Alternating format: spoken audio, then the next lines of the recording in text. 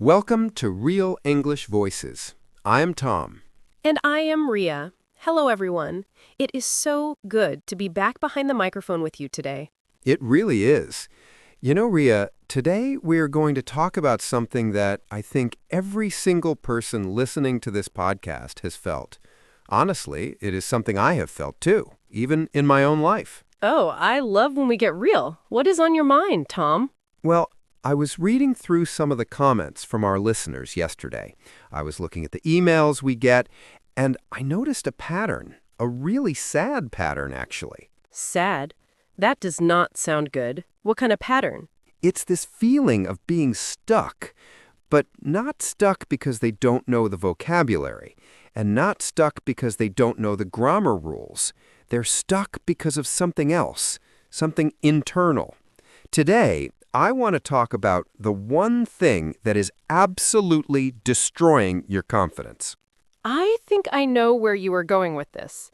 Is it perfectionism? It is exactly that, but it's more than just trying to be perfect.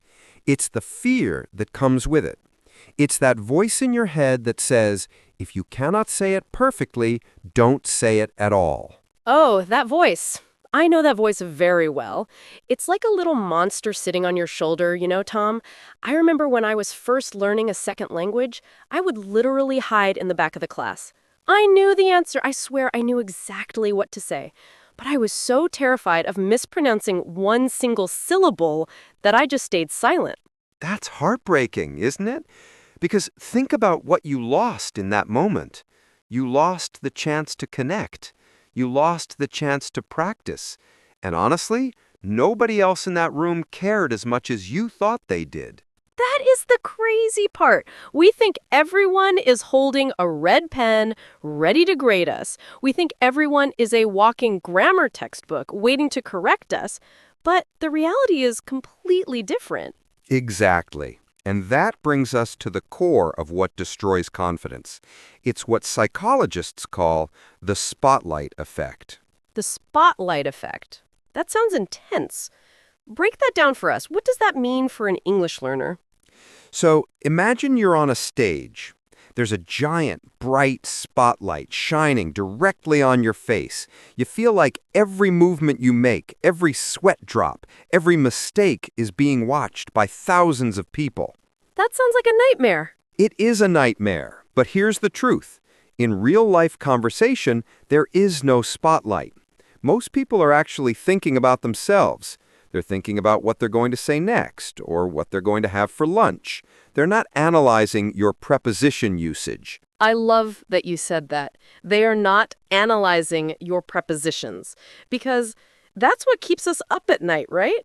Did I say on the bus or in the bus? Did I say makes or make? And while we're panicking about that tiny detail, the conversation has moved on and we missed it. Precisely. We call that paralysis by analysis. You analyze so much that you become paralyzed. You freeze. And this is what destroys confidence. It's not that your English is bad. It's that your filter is too tight. So let's talk about how this feels physically, because I think our listeners need to know they are not alone in this. When that confidence drops, what happens? For me, my throat gets tight, my hands get a little sweaty, and my mind just goes blank. It's like someone erased the whiteboard in my brain. Yes, the famous brain fog. It happens to the best of us. Even native speakers get that when they're nervous. But for a learner, you interpret that physical reaction as failure. You tell yourself, see, I can't do this. I'm not good enough. My English is broken. And that is the lie. That is the absolute lie. Your English isn't broken. Your confidence is just injured. Tom, why do we do this to ourselves? Why do we demand perfection when we know logically that learning is messy? I think it comes from school. Think about it, Ria. In school, how are we graded? On mistakes. The more mistakes you made, the lower your score. Red marks everywhere. Right. We're trained from a young age that mistakes are bad. Mistakes mean failure. So now, as adults trying to speak a new language, we carry that old programming. We think that a conversation is a test, but a conversation is not a test. It's a connection. It's a bridge between two people. I love that image, a bridge. If the bridge has a few cracks in the pavement, but it still gets you to the other side, it's a good bridge. That is a brilliant metaphor. If you say, yesterday I go to the store, instead of, yesterday I went to the store, guess what? I still know you went to the store. The bridge held up. I understood you. The communication was successful. But the perfectionist says, oh no, I used the wrong verb tense. The bridge has collapsed. And then you stop crossing the bridge entirely. You stop speaking. And that is the tragedy. Tom, I have a friend. Let's call her Maria. She has been studying English for 5 years. She knows more grammar rules than I do, honestly. She can write a perfect essay, but if you ask her to order a coffee in English, she panics. She crumbles because she is so afraid of looking foolish. Fear of judgment. That is the root of it all. We are social creatures. We want to belong. We don't want to look stupid. But here is the paradox, Ria, and I really want our listeners to hear this. People actually like you more when you make mistakes. Wait, really? Explain that, because that sounds counterintuitive. It is called the Pratfall Effect. Psychology is full of these cool terms today. The Pratfall Effect basically says that if you are a competent person and you make a small mistake or you show vulnerability, people actually find you more likable. It makes you human. If you are perfect, you're intimidating. You're like a robot. But if you stumble, laugh about it, and keep going, people root for you. They want you to succeed. That is so true. Think about when we hear someone learning our language. If someone comes up to me and tries to speak my native language and they mess up, but they are smiling and trying, I don't judge them. I admire them. I think, wow, look at them go. They are brave. Exactly. You never think, oh, what an idiot. You think, good for them. So why can't we extend that same kindness to ourselves? Why are we our own worst bullies? We really are. We say things to ourselves that we would never say to a friend. If your friend made a grammar mistake, would you say, hey, shut up, your English is terrible, never speak again? I hope not. If you did, you wouldn't have many friends left. Exactly. You would say, hey, good try. You almost got it. But in our own heads, the dialogue is so harsh. It is toxic. So how do we fix this? Because identifying the problem is step one. We know perfectionism is the enemy. We know the fear of judgment is holding us back. But how do we actually rebuild that confidence? How do we destroy the destroyer? I think it starts with redefining what fluency means. I talk about this a lot. People think fluency means speaking like a native with 0 errors and a perfect accent. Which is an impossible standard for most adults. Even I stumble over my words sometimes, and I've spoken English my whole life. Right. So we need a new definition. For me, fluency is flow. It is the ability to keep the conversation going, even if you have to talk around a word you forgot, even if you use the wrong tense. Can you express your personality? Can you share your ideas? That is fluency. I agree completely. It's about resilience. It's about what you do when you get stuck. Do you freeze or do you find another way? Let's talk about that strategy, finding another way, because that builds confidence too, knowing you have a backup plan. Yes, let's say you forget the word for umbrella. A perfectionist would stop and panic. Oh my God, I forgot the word. I am stupid. A confident learner would say, oh, you know, that thing you use when it rains to keep your head dry. Describing it, circumlocution.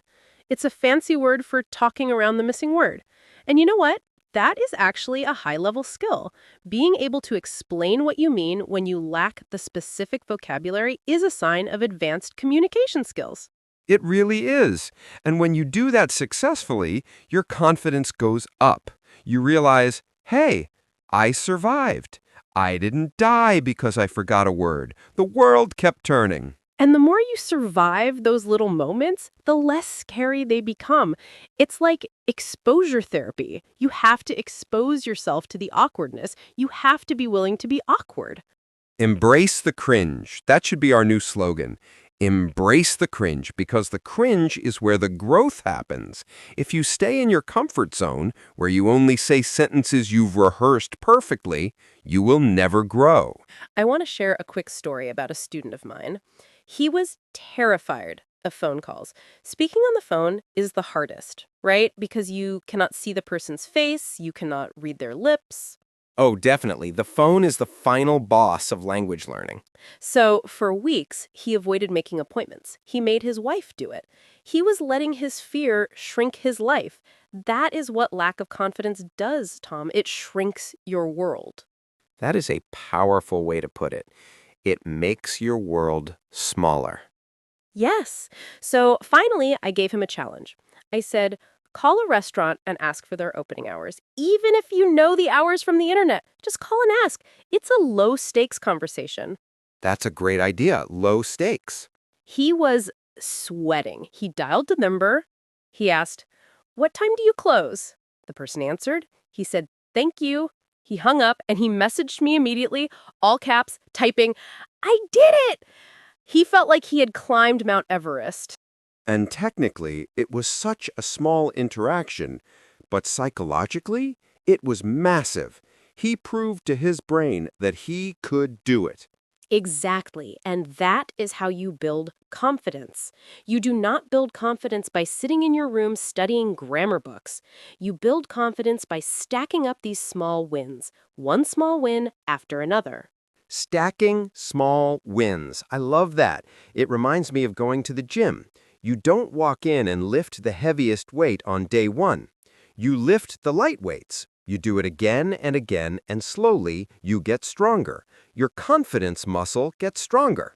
And just like the gym, you have to accept that some days will be bad days. Some days your tongue will feel like it is too big for your mouth. Some days you will forget basic words. That doesn't mean you are regressing. It just means you are tired or stressed or human. That is such an important point. Progress is not a straight line. It is a squiggly line. It goes up and down. But as long as the general trend is moving forward, you are winning. Tom, what about the comparison trap? Because social media makes this so much worse. We see these people on Instagram who claim they learned English in 3 months and sound like the queen. Oh, don't get me started on the 3 months influencers. It is destroying people's confidence because it sets an unrealistic expectation.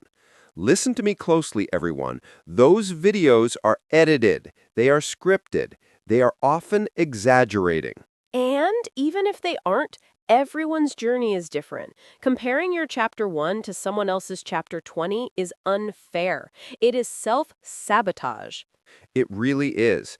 You have to compare yourself to who you were yesterday, not to who someone else is today. Can you understand a little more today than you did last month? Can you say one more sentence? That is the only metric that matters. I want to talk about the listeners who are feeling really low right now. Maybe they had a bad experience recently. Maybe someone laughed at their accent. That hurts. It really stings. What do we say to them? First, I want to say I am sorry that happened. People can be rude, and that reflects on them, not on you. But do not let one rude person silence your voice. Your voice matters. Your stories matter. Your ideas matter. The world needs to hear them. If you stay silent because of one bad experience, we all lose out on what you have to say. That is beautiful, Tom. Your accent is actually your history. It is a sign that you are brave enough to learn another language. It is a badge of honor, not something to hide. Absolutely. In fact, some of the most intelligent, successful people in the world speak English with a heavy accent. It does not stop them from leading companies, or making peace treaties, or creating art. Do not let the goal of a perfect accent destroy your confidence in your ability to communicate. So let's summarize what we have talked about today. We identified the enemy. It is perfectionism. It is the spotlight effect. It is the fear of judgment. And we talked about the solution: embracing mistakes, redefining fluency as connection, not perfection, stacking small wins, and being kind to yourself. I have a challenge for our listeners this week, just like my student with the phone call. Oh, I like challenges. What is it? I want you to make a mistake on purpose. On purpose? That sounds terrifying. Yes, go into a conversation or write a comment and let it be imperfect. Maybe don't worry about the grammar for one sentence. Just focus on the message. See what happens. I promise you, the world will not end. The police will not come to arrest you. That is a bold challenge, but I think it is exactly what is needed. Break the spell of perfectionism. And if you're feeling brave, leave us a comment. Tell us about a time you lost confidence and how you're going to get it back. We read every single one. We do. And remember, this is a community. You are not doing this alone. We are all here, stumbling, learning, and growing together. Confidence is something you don't have, it's something you build. It is a practice. So keep practicing, keep speaking, and keep showing up. Thank you so much for listening to Real English Voices today. We hope you feel a little lighter, a little braver, and ready to tackle your English journey with a new perspective. We believe in you, truly. Until next time, keep talking. Bye, everyone.